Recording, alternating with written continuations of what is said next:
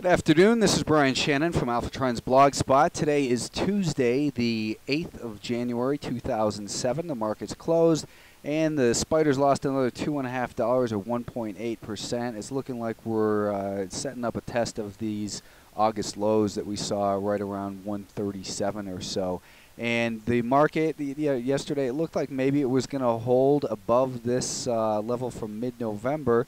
But it failed in here, obviously, and the sellers remain in control, showing why it's so dangerous to try and pick a bottom. This market is clearly getting more oversold each day, but oversold is really meaningless as long as there's somebody else willing to sell at a lower price. And that's what we have here today, is that, on this 10-minute time frame, again, we've got a declining 5-day moving average, which means that any trade that you make on the long side should be very short term. Keep your stops real tight, and they're typically going to fail. I thought yesterday that maybe there were encouraging signs here. First, because the market made this higher low, and then because these moving averages were crisscrossing. But as I said back over here on January 3rd as well, those moving average crossovers only represent indecision. They're not a reason to buy or sell. They're a reason to look for a potential area to buy. And today what we saw was this little resistance level at 142 was taken out, but the overall trend was still lower, which made it suspicious. It did fail and then looked like maybe it was going to recover, but late in the day we just had some very vicious high volume selling in here, and it really felt like more of an emotional give up than what we've seen so far. You can see how quickly the market fell apart. And I'll show you in a moment that, this morning I said that basically it still remains a day trader's environment. I still have yet to hold anything overnight in this market. Today was another day of day trades, and the volatility is really good if you are an accomplished and skilled day trader who can manage risk and not get attached to a position or a belief about what you think the market's going to do. The the weekly time frame, again, we've been looking at this upward trend line that falls into place at about the same level as these highs here from late May of 2006, and again, it's also the level of the approximate level of a 2/3 retracement of the move from let's see, this is the summer of 2006 to the recent highs. That takes it down 2/3, takes it right here to about 135.80. So it looks like 136 is still kind of looming as a potential downside target. I wouldn't expect it to get there right away, but that's clearly the path of least resistance, and there's no reason to be a buyer in here right now, especially since this level failed here late in the day. So it remains very high risk. Like I said yesterday, is that this big volatility means that you ought to be day trading only if you're not of the mindset or the if you don't have the skill set either to day trade, then you ought to be sitting in the sidelines in cash, waiting for the market to provide a better entry point. And cash, this year has been a very good position. Basically would have saved you about 6% or so, and a lot of people are happy with a 6% return over the course of the year.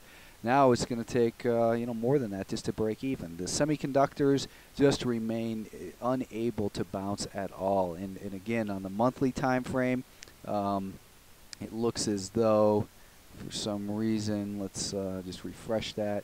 On the monthly time frame, I've got to change the scaling here as well. It looks like this 350 level is where this market seems to be headed to test those lows from 2004, September of 2004.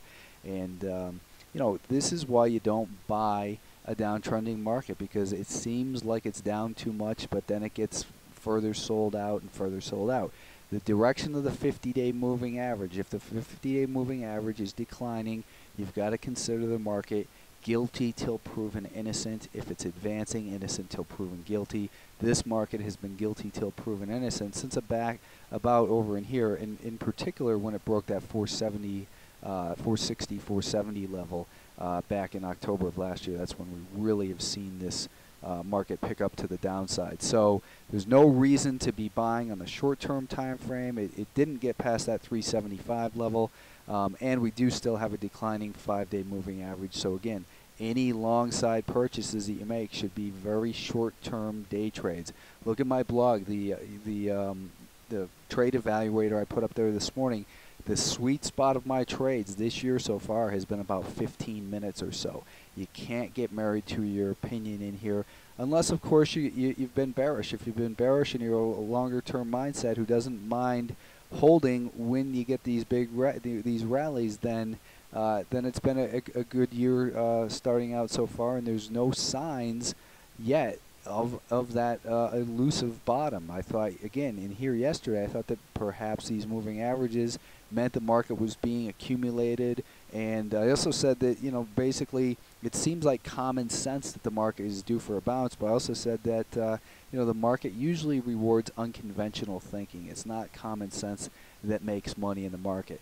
As long as we have a 5-day moving average which is declining, on the intermediate term time frame should be considered guilty till proven innocent. If that intermediate term, if that 5-day moving average is rallying, then you want to give the benefit of the doubt to the buyers, but remember that the overall bigger picture takes precedence, and there's just, you've got to look at multiple time frames in any market. And right now, on the weekly time frame, we're clearly in a downtrend, and this is the group. This is the group of stocks that every analyst out there, not every analyst, but it seems like the majority of analysts were saying this is the area that they expected to outperform this year. And so far they are outperforming, but on the downside once again. This group led the market higher. Listen to the message of the market, not to the analysts and the commentators, and take my words with a grain of salt as well. If you don't agree with them, that's fine, but listen to the message of the market. The market is speaking here, and when the 5-day moving average is declining, that message is that the sellers are in control of the intermediate term time frame. If you attempt to trade on the long side, be quick to take your losses, and that's what I did in here today in the Qs. I had, you know, again, it's a day trading environment is the way you got to look at it. I took a small loss, $370 worth of losses trying to buy the Qs for a bounce.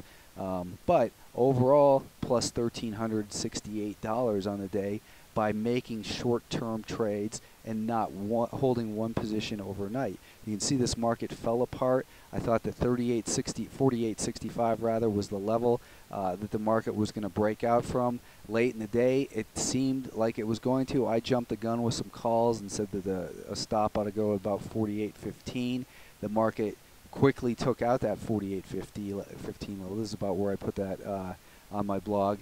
48.15 was taken out here. And again, there's nothing wrong with trying to make a purchase if you have a stop in place, because if you continue to hold, that's where the big losses come from, and you have to just put your opinion to the side and listen to the message of the market. So this market, again, is being controlled by sellers. We've got a declining 5-day moving average here on the intermediate term time frame.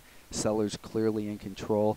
On the daily time frame, this level here that had been support was tested today. You know, in hindsight, you look at it and say, you know, what was I doing buying calls there is what I ask myself. And it's not about being right or wrong. It's about, there's nothing wrong with being wrong in the market. What's wrong is staying wrong. You can't stay wrong. If you take a position in the market quickly tells you you're wrong, you got to listen to the market, because the market has the answers.